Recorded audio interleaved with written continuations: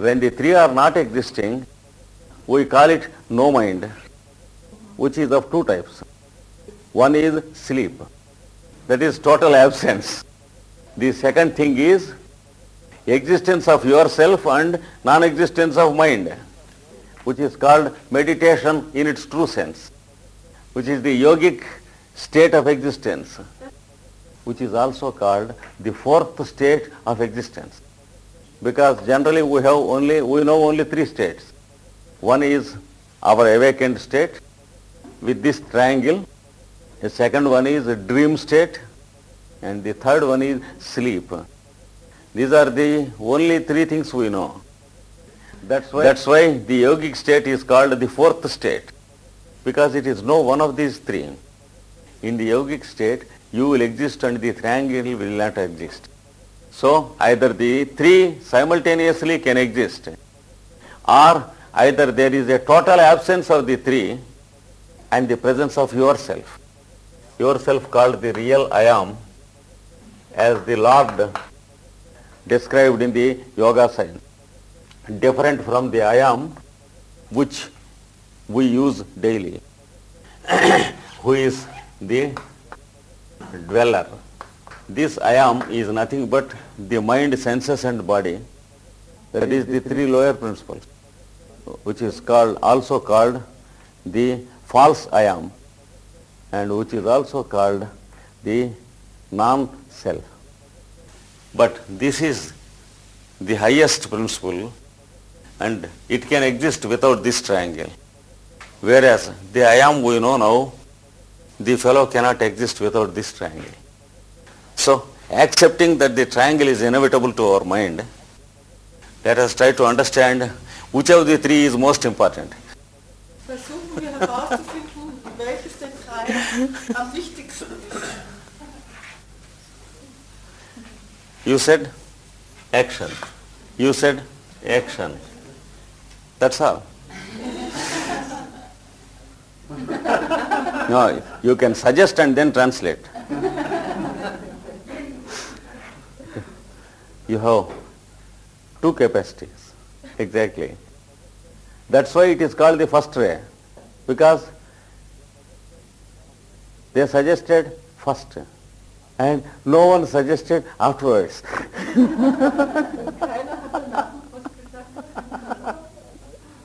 That's the meaning of what is called the first ray.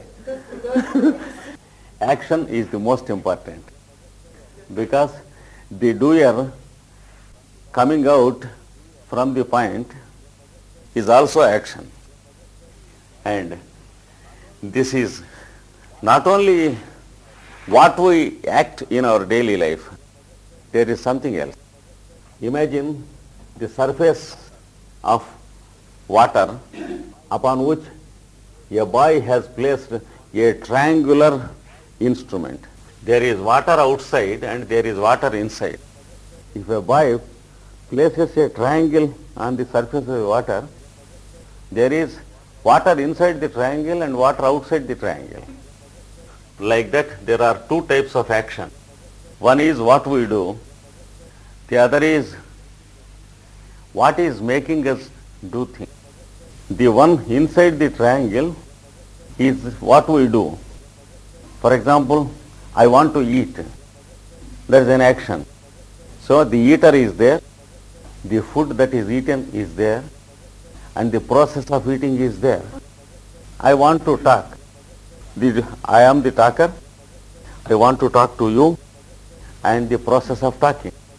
This is an example of the action within the triangle. But can everyone talk? The answer is yes. Can we talk always? No. That's correct. It generally appears that we can do it, but the fact is we cannot do it. When can we do it?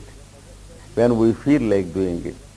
That feeling comes from outside, not from within the triangle. So there is a background mind and there is a personality mind. The background mind suggests to our mind that we may do it. Then our mind proposes that it should do it. Since we are not generally careful enough to understand this, we take it for granted that we can do it anytime, and we are often mistaken. So, the two are called karma 1 and karma 2. If we want to understand the term karma, we have to recognize the existence of the two aspects of karma. Otherwise, we understand only the fate aspect of karma, and we cannot understand what is called the law of karma. Remember, law is not fate.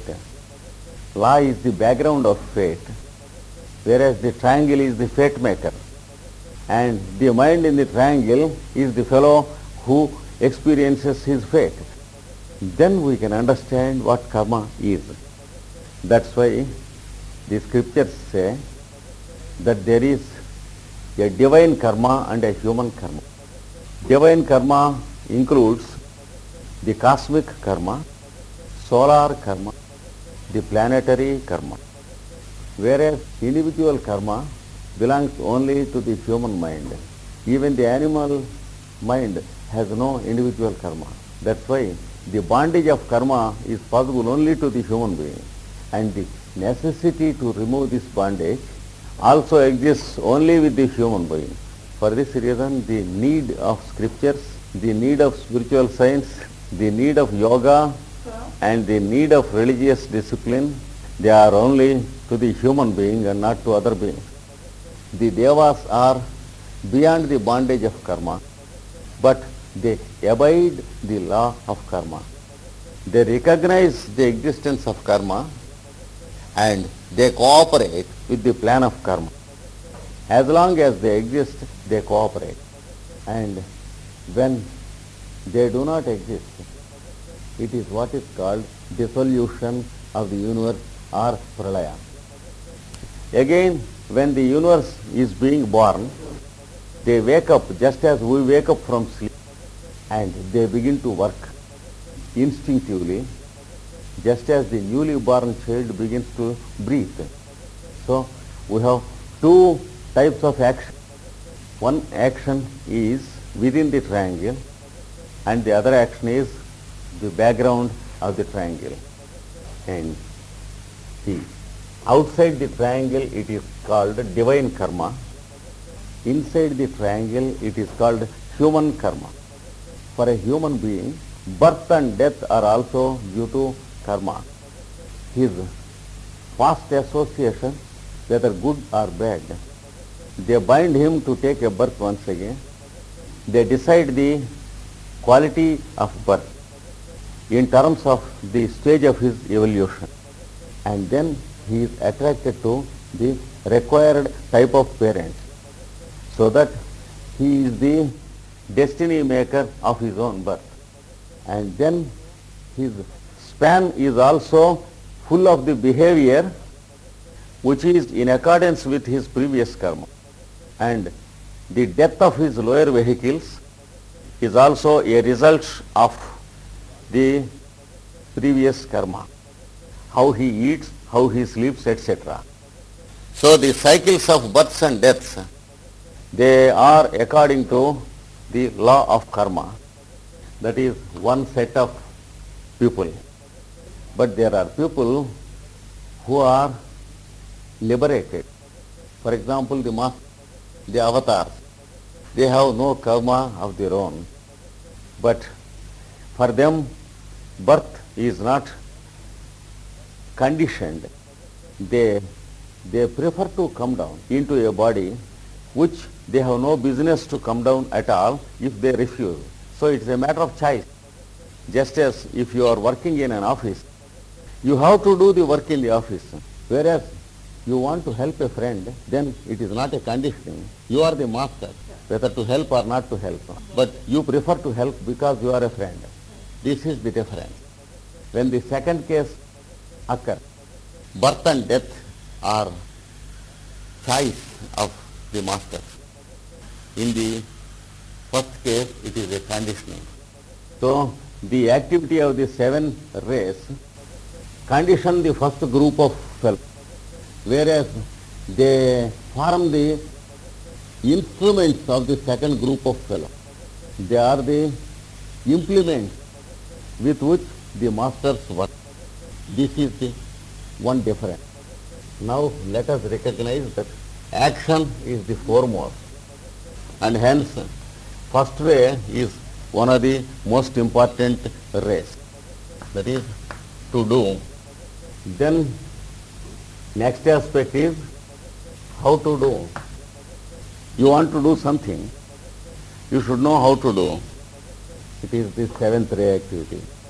You can call it the plan, and then the experience of your doing.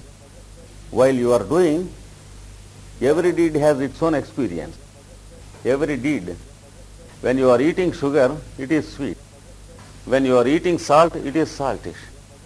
When we are doing something, it gives its own taste, which you call the second ray activity.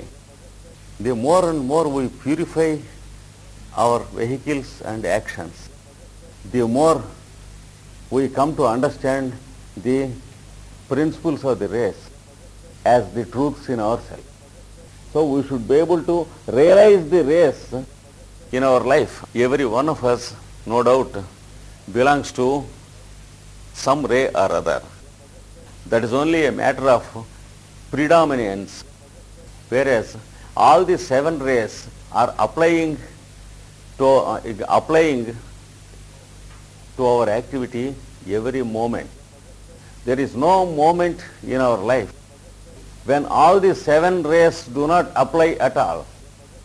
I say I belong to one ray and you belong to one ray. It is only a matter of predominance.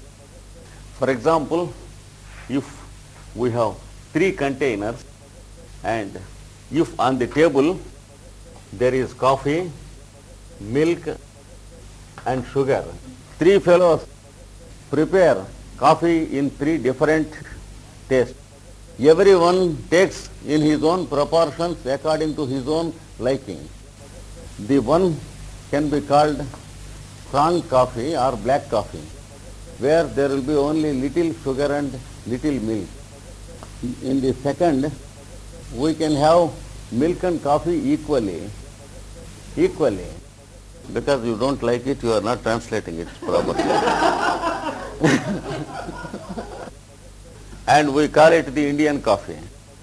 The third fellow will have more milk and little coffee, and you call it the Russian milk.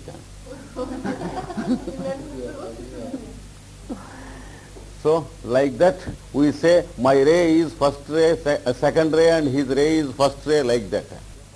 It is only a matter of predominance. In each of the cup, all the three exist.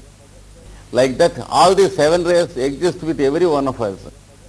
Not only that, every moment in our life, all the seven rays are operating.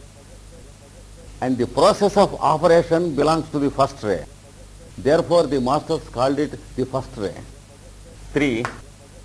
Just as we have how to do, we have a how not to do also. There is fire, there is water, there is a container.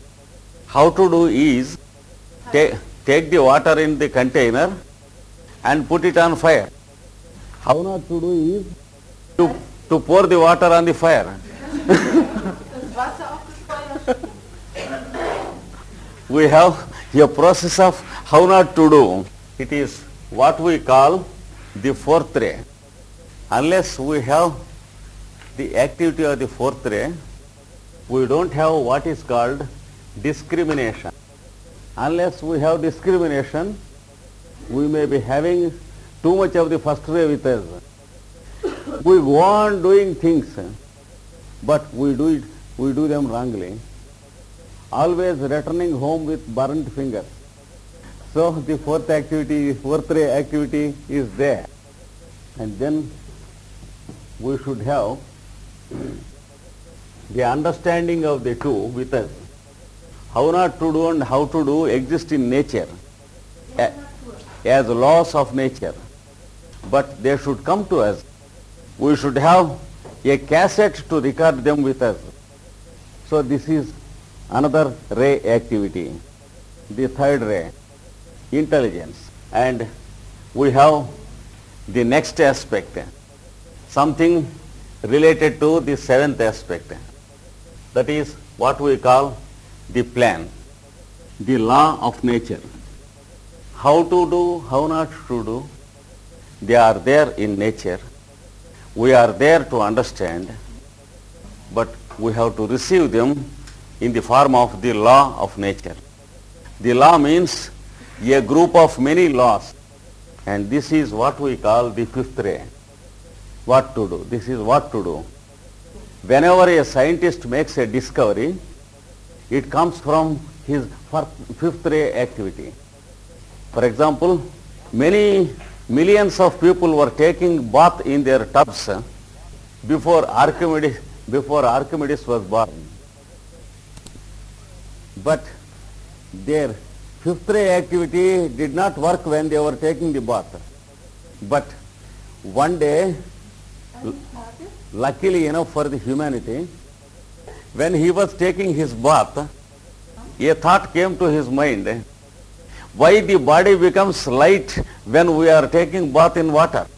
Fifth ray began to act, and before he finished his bath, he had the safe delivery of his discovery, which he verified afterwards.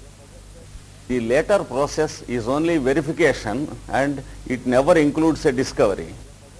So, no discovery occurs in the laboratory. Always any discovery occurs only within the person, and verification occurs on the objective plane. Remember that the process of verification never belongs to the fifth ray. It belongs to the third ray. A scientist makes a discovery with the fifth ray and verifies with the capabilities of his third ray. This is how rays begin to work with us. And a little bit of more explanation is required about the fourth ray. We have two aspects in it, harmony and conflict. We wonder why there should be conflict. Why can't there be harmony only? There's no green. Why should there be green? That's the discovery of the ray. If we want to know the nature of the ray, we should question why should there be green? Harmony, night, day, harmony. Why should there be harmony? What is the purpose served by harmony? No, because it is there, we need it. We are born after the law was born. The law was born in nature from eternity. We are the product of the law. Therefore, we need it. Our need was not there in the beginning. Our need came out with our birth. So, let us try to understand how this applies in our life. How harmony through conflict applies in our life. On the lowest plane, you can take the example of the career of a politician. He wants to establish peace in the world, for which he has to criticize something which is opposing. If he has no opportunity to attack that which is wrong, he has no opportunity to establish that which is right. This is one stage of intellectual evolution, and everyone has to pass through this stage inevitably before he comes to the next stage. Take a person who is undergoing this process in his evolution, then you can call him a politician or a lawyer or sometimes a doctor. From any profession, all stages of evolution exist. But we find more politicians on this level than people of other professions. because it is their necessity to criticize that which is wrong and to establish that which is right. By observing him and the process how he does it, we can understand the activity of this ray on one level. There is the second level. The politician, after passing such a stage in his evolution, he enters into the next and a relatively finer stage of the activity of the ray. Then he meets what are called pairs of opposites.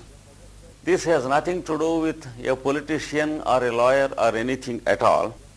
This is inevitable with every one of us, because all the minds are exposed to the pairs of opposites.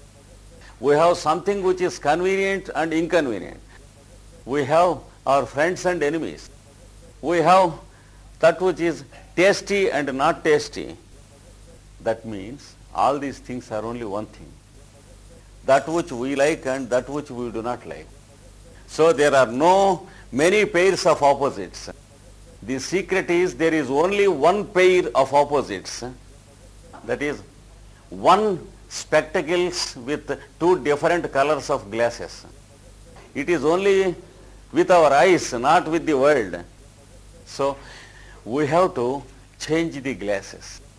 It takes some duration, and without the aid of this ray, that is the fourth ray, we cannot cross this.